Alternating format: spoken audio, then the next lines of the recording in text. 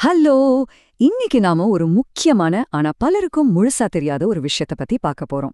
தமிழ்நாட்டோட புது முதலமைச்சரா திரு ஜோசப் விஜய் அவங்க பதவியேற்ற அந்த நிகழ்வு. வெறும் ஒரு விழாவ மட்டும் இல்லாம, அதுக்கு பின்னாடி இருக்கிற அரசியலமைப்பு சட்டத்தோட அதிகாரப்பூர்வ வார்த்தைகளையும் அதோட உண்மையான அர்த்தங்களையும் தான் நாம இன்னைக்கு டீகோட் பண்ண போறோம். இது சும்மா ஒரு சம்பிரதாயம் இல்லைங்க, ஒரு மாநிலத்தோட எதிர்காலத்தையே தீர்மானிக்கிற ஒரு பவர்ஃபுல்லான தொடக்கம். ஓகே, இப்போ விஷயத்துக்கு வருவோம்.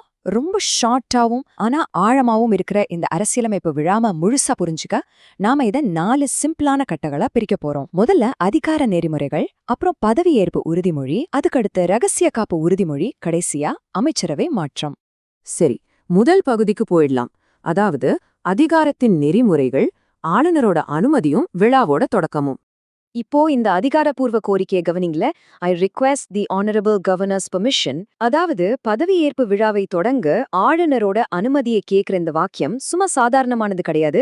ஆளுநர் தான் இந்த உறுதிமொழிகளை செஞ்சு வைக்கணும் அப்படிங்கிற ஒரு கட்டாயமான அரசியலமைப்பு மரபை இது நமக்கு உணர்த்துது. சிம்பிளா சொல்லமுன்னா, கவர்னரோட பெர்மிஷன் இல்லாம இந்த பவர் டிரான்ஸ்ஃபர் நடக்கவே முடியாது. இப்போ இந்த விழாவை பத்தி உங்க மைண்ட்ல ஒரு கிளியரான மேப்பை கொண்டு வாங்க. முதலமைச்சர் அப்படிங்கிறவரு அரசியலமைப்பு சட்டத்தின்படி ரொம்பவே முக்கியமான 2 வெவ்வேறு உறுதிமொழிகளை எடுத்தாகணும். ஒன்னு பதவியேற்பு உறுதிமொழி, இன்னொன்னு ரகசிய காப்பு உறுதிமொழி. இது 2 சேர்ந்தாதான் ஒரு முழுமையான பதவியேற்பு. இரண்டாவது பகுதி முதலமைச்சரோட பதவியேற்பு உறுதிமொழி, அதோட கட்டமைப்பு என்னன்னு பாப்போம். ஜோசப் விஜய் எனும் நான், இந்த வார்த்தைகளை மேடையில உச்சரிக்கும் போது கிடைக்கிற அந்த ஒரு வெயிட்டேஜ் இருக்குல்ல, அது அந்த தனிப்பட்ட நபரோட பொறுப்பையும் அவர் ஒட்டுமொத்த மக்கள்கிட்டயும் வைக்கிற வாக்குறுதியையும் ரொம்ப ஸ்ட்ராங்கா வெளிப்படுத்துது. இது வெறும் வார்த்தைகள் இல்ல, இது மக்களுக்கும் ஒரு தலைவனுக்குமான ஒரு பெரிய அக்ரிமெண்ட். இதுல இருக்கிற குறிப்பிட்ட வாக்குறுதிகளை கொஞ்சம் உத்து கவனிங்க. இந்தியா அரசியலமைப்பின் மேல உண்மையான நம்பிக்கை, இந்தியாவோட இறையாண்மையையும் உரிமையையும் நிலைநிறுத்துறது, அப்புறம் கடமைகளை எந்த ஒரு குறையும் இல்லாம மனசாட்சிப்படி நிறைவேற்றுறது. இதெல்லாம் மேடையில சும்மா வாசிக்கப்படுற வார்த்தைகள் கிடையாதுங்க. ஒரு முதலமைச்சரோட புதிய அதிகாரத்துக்கான முழுமையான லீகல் ஃபவுண்டேஷனே இதுதான். இதுல என்ன ரொம்பவே கவர்ந்த ஆனா ரொம்ப பவர்ஃபுல்லான ஒரு வார்த்தை என்னன்னா, அச்சமும் ஒரு தலை சார்பும் இன்றி, அப்புறம் விருப்ப வெறுப்பை விலக்கி அப்படிங்கிற அந்த வாக்கியங்கள் தான். தன்னோட சொந்த விருப்ப வெறுப்புகளை எல்லாம் ஓரமா வச்சுட்டு, எந்த ஒரு பயமும் இல்லாம பார்ஷியாலிட்டி பார்க்காம எல்லா மக்களுக்கும் நேர்மையானதை செய்வேன் அப்படிங்கிற இந்த சட்டப்பூர்வமான வாக்குறுதி தமிழ்நாட்டுல இருக்கிற ஒவ்வொரு குடிமகனுக்கும் எந்த அளவுக்கு முக்கியம்னு கொஞ்சம் யோசிச்சு பாருங்க. இந்த முதல் உறுதிமொழியோட கடைசி வரிய கவனிச்சிங்களா? ஆண்டவன் மீது ஆணையிட்டு உறுதிமொழிகிறேன். இதுக்கு முன்னாடி வாசிச்ச அந்த பெரிய பொறுப்புகளுக்கான ஃபைனல் கேரண்டி இதுதான். அதாவது, நான் கொடுத்த வாக்குறுதிய எந்த காரணத்து கொண்டும் மீற மாட்டேன் அப்படிங்கறத ரொம்ப ஆணித்தரமா சொல்ற ஒரு விஷயம் இது. மூணாவது பகுதி ரகசிய காப்பு உறுதிமொழி, அதோட உண்மையான விளக்கம் என்னன்னு தெரிஞ்சுக்கலாம். இப்போ உங்ககிட்ட நான் ஒரு ஸ்ட்ரெயிட்டான கேள்வி கேட்கிறேன். வெளிப்படைத்தன்மையா இருக்கணும்னு சொல்ற ஒரு ஜனநாயகத்துல முதலமைச்சர் ஏன் சில விஷயங்களை ரகசியமா காக்கணும்? அரசாங்கத்தோட சில விவகாரங்களை மக்கள்கிட்ட இருந்து மறைச்சு வைக்க வேண்டிய அரசியலமைப்பு கட்டாயம் ஏன் வருதுன்னு எனக்காவது யோசிச்சிருக்கீங்களா?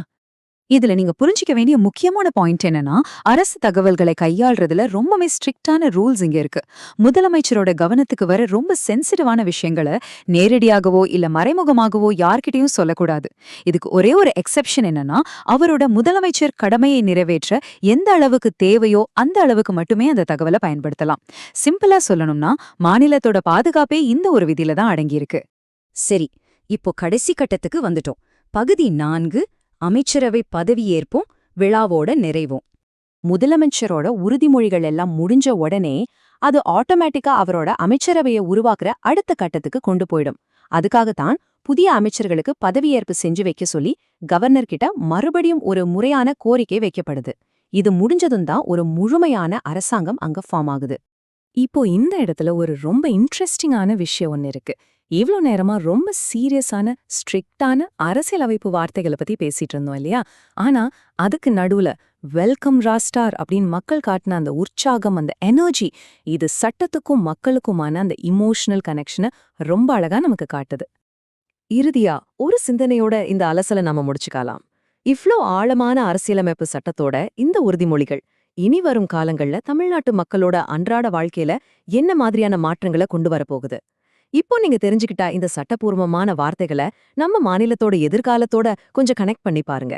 இத பத்தி நீங்க என்ன நினைக்கிறீங்கன்னு கொஞ்சம் யோசிங்க. சரி, மீண்டும் இது போல இன்னொரு இன்ட்ரெஸ்டிங்கான டாபிக்கோட உங்களை சந்திக்கிறேன். அது வரைக்கும் தொடர்ந்து கத்துக்கிட்டே இருங்க.